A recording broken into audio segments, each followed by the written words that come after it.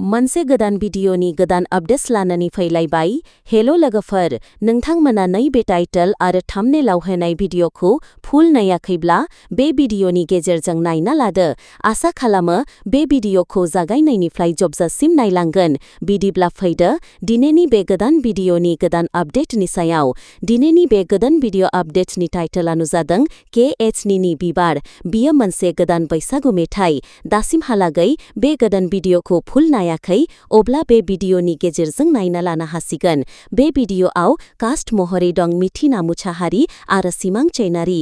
लोगोफोर, बिथांमोननि बे भिडिअआ जोबोरैनो मोजां जादों। बे भिडिअनि मेथाइखौ रोजाबदों रिंकां ब्रह्मा आरो फांबिलि बासुमातारि। लोगोफोर, बिथांमोना बे भिडिअखौ दानि बावैसो फुल आपल'ड खालामना होबाय। नायाखैब्ला बे भिडिअनि डेस्क्रिप्शन लिंकनि गेजेरजों नायना लादो। प्रडिउसारआ मिथिना मुसाहारि।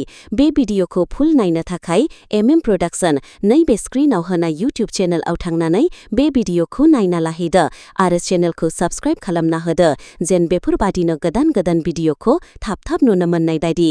बिदिब्ला लोगोफोर, दिनैनि गोदान भिडिअनि गुसुं आपडेट्सआ बेनोसै।